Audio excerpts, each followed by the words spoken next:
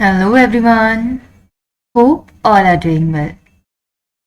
In today's session, we are going to see the story of Navratri's Day 3. On third day of Navratri, Maa Chandraghanta is worshipped. Now, in today's session, we will be revealing how Maa Durga got the name Chandraghanta and what is the story associated with the third day celebration. If you want to know the stories of day 1 and day 2, the link has been shared in the description box. Please do check it. Maa Chandraghanta is also referred to as the married form of Devi Parvati, as Maa Brahmacharini, which is the second incarnation of Maa Durga, is known as the unmarried form of Devi Parvati.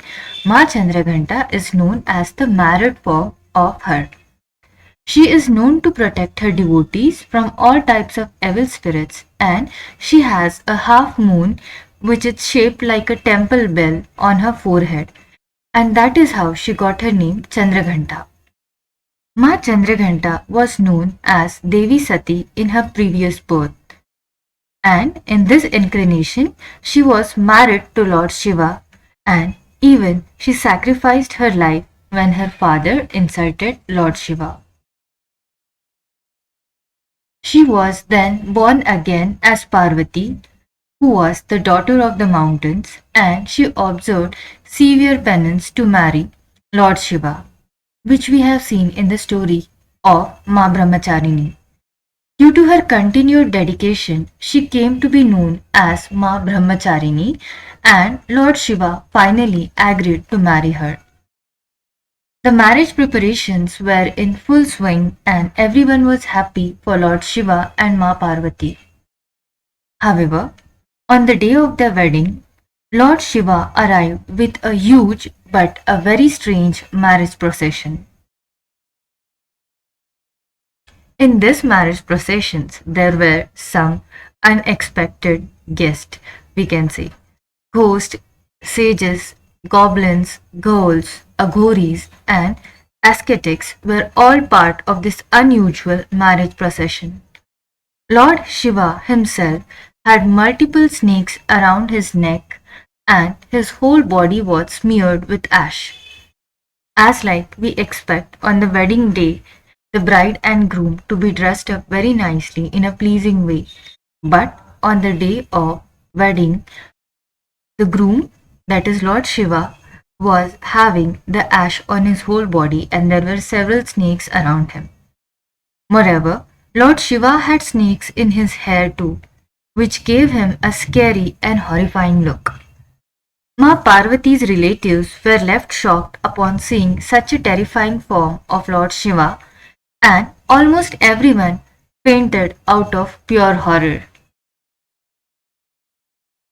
Maa Parvati got worried and feared that her family and Lord Shiva would be highly embarrassed because of this situation.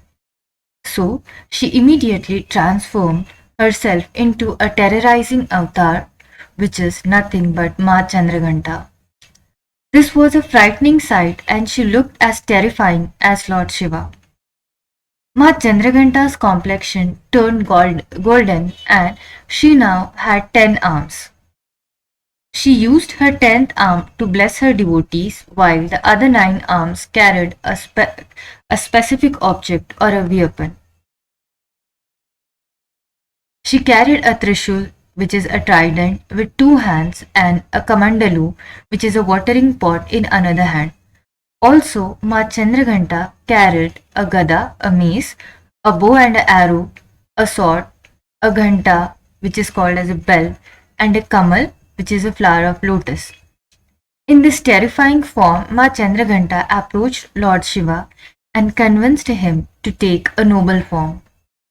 Lord Shiva agreed and transformed himself into a handsome prince.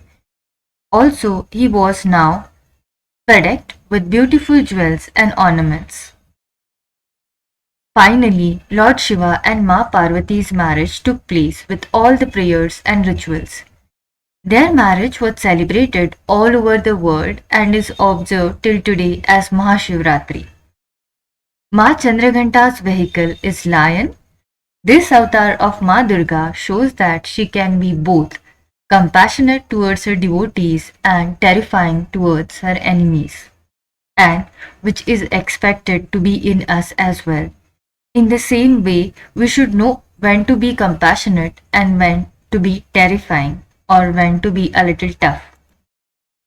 I hope now everyone is clear with the story of celebration of Navratri's day 3. For the further celebration and stories associated with each celebration, please be connected. Thank you.